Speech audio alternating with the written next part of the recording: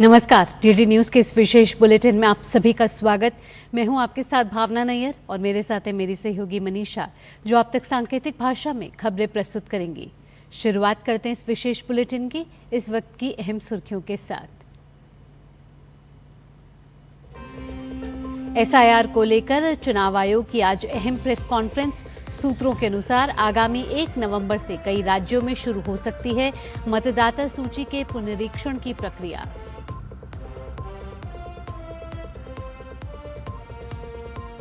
विदेश मंत्री doctor S Jaishankar आज कुआलालंपुर में पूर्वी एशिया शिखर सम्मेलन में प्रधानमंत्री नरेंद्र मोदी का प्रतिनिधित्व करेंगे। इंडो पैसिफिक रीजन में शांति, स्थिरता और समृद्धि पर होगी चर्चा।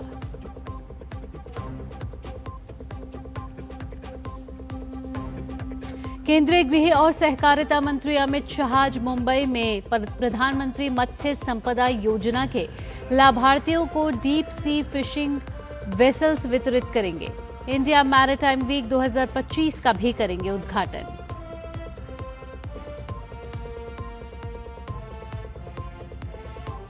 पाकिस्तान और अफगानिस्तान के बीच तुर्की में जारी बातचीत के बीच सीमा पर फिर भड़का संघर्ष विराम।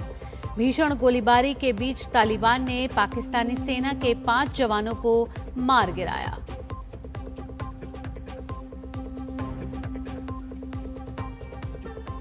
और आस्था और परंपरा के पर्व छठ का आज तीसरा दिन। व्रती लोग अस्तालचगामी सूर्य को अर्घ्य देकर करेंगे सुख समृद्धि की कामना।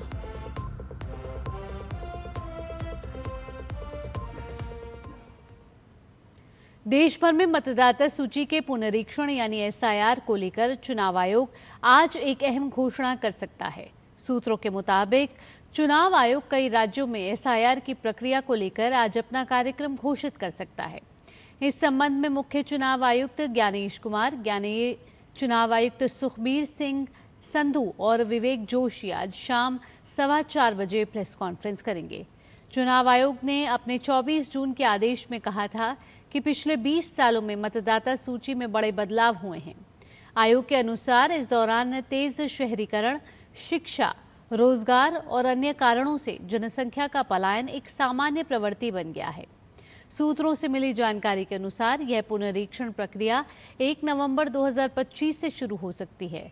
पहले चरण में इसे उन राज्यों में लागू किया जाएगा जहां 2026 में विधानसभा चुनाव होने हैं।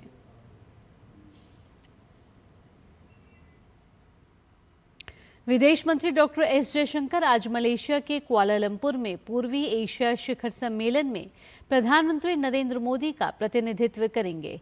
इस सम्मेलन के दौरान इंडो पैसिफिक रीजन में शांति, स्थिरता और समृद्धि पर चर्चा होने की उम्मीद है। इससे पहले विदेश मंत्री ने 3 बड़ी बैठकों में हिस्सा लिया।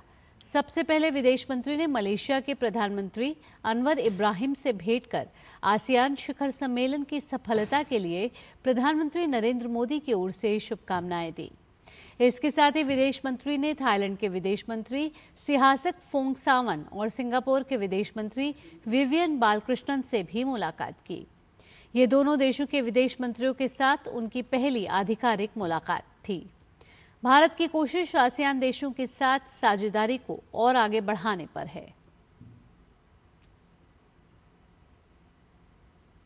केंद्रीय गृह एवं सहकारिता मंत्री अमित शाह आज मुंबई के मझगांव डॉक पर लाभार्थियों को अत्याधुनिक डीप सी फिशिंग वेसल्स, गहरे समुद्र में मछली पकड़ने वाली नौकाएं वितरित करेंगे।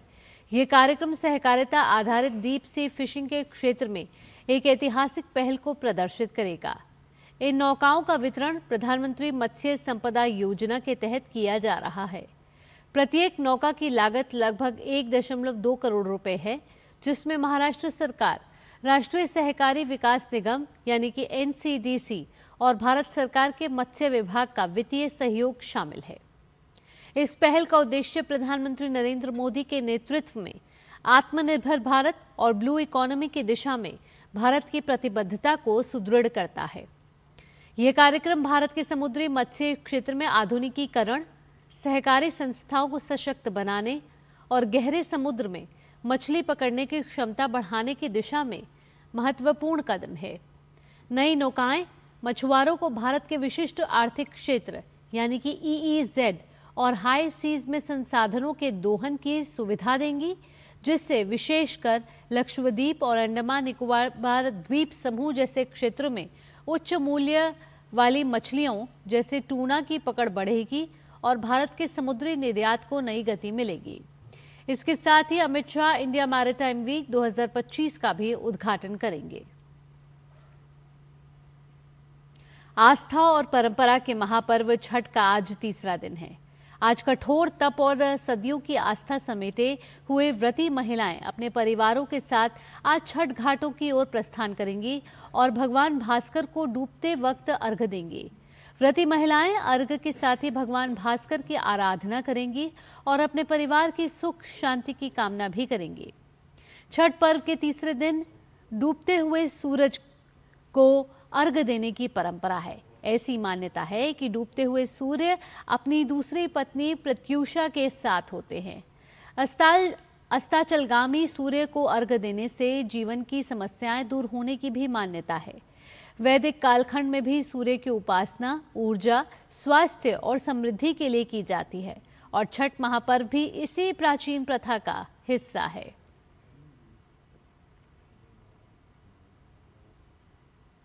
दक्षिण पूर्वी बंगाल की खाड़ी के ऊपर बना हवा का कम दबाव का क्षेत्र तीव्र होकर मोन्था नामक भीषण चक्रवाती तूफान में बदल गया है।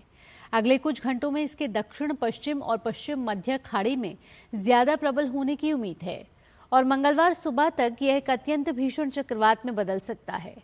मौसम विभाग के अनुसार 28 अक्टूबर की रात यह चक्रवात आंध्र प्रदेश के मछलीपट्टनम और कलिंगपट्टनम के बीच काकीनाडा के करीब तट से टकरा सकता है। इस दौरान हवा की रफ्तार 90 से 100 किलोमीटर प्रति घंटा रह सकती है।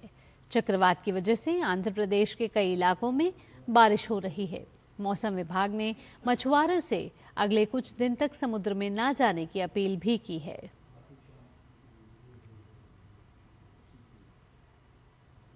इसरो का लॉन्च व्हीकल मार्क 3 LVM-3 अपनी 5वीं ऑपरेशनल उड़ान LVM-3M5 के तहत 2 नवंबर को CMS-3 संचार उपग्रह को लॉन्च करेगा। यह उपग्रह भारतीय उपमहाद्वीप और उसके आसपास के वितरित महासागरीय क्षेत्र में मल्टी बैंड संचार सेवाएं प्रदान करेगा। CMS-3 उपग्रह का वजन लगभग 4400 किलोग्राम है, जो अब तक भारतीय धरती से जियो सिंक्रोनस ट्रांसफर ऑर्बिट यानी कि GTO में भेजा जाने वाला सबसे भारी संचार उपग्रह होगा। LVM-3 प्रक्षेपण यान को रविवार को लॉन्च पैड पर भेज दिया गया है, जहां आगे की प्री लॉन्च प्रक्रियाओं की तैयारी चल रही है। इससे पहले LVM-3 प्रक्षेपण यान ने भारत के चंद्रयान 3 मिशन को भी सफलता से लॉन्च किया था। इसके माध्यम से भारत ने चंद्रमा के दक्षिणी ध्रुव के पास सफलतापूर्वक लैंडिंग करने वाला पहला देश बनने का इतिहास रचा था।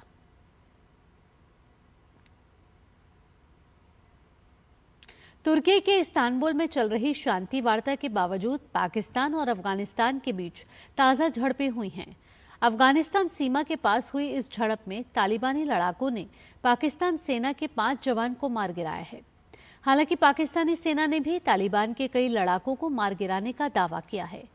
पाकिस्तान ने उत्तर पश्चिमी सीमांत क्षेत्र कुर्रम और उत्तरी वजीरिस्तान जिलों में तालिबानी सैनिकों के उसकी सीमा में घुसपैठ और आतंकियों के पनाह का आरोप लगाया है। वहीं तालिबान ने कहा है कि पाकिस्तान के सैन्य अभियान अफगान संप्रभुता का उल्लंघन करते हैं।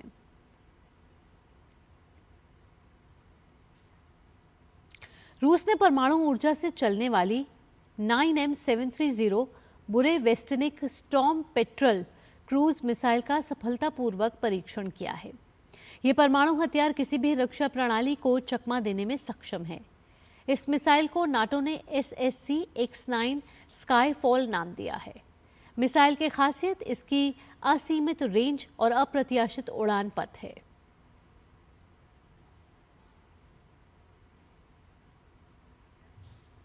इसी के साथ इस विशेष बुलेटिन में इतना ही। मुझे और मेरी सहयोगी मनीषा के साथ टीम को दीजिए अनुमति। खबरों का सिलसिला यूं ही जारी रहेगा। नमस्कार।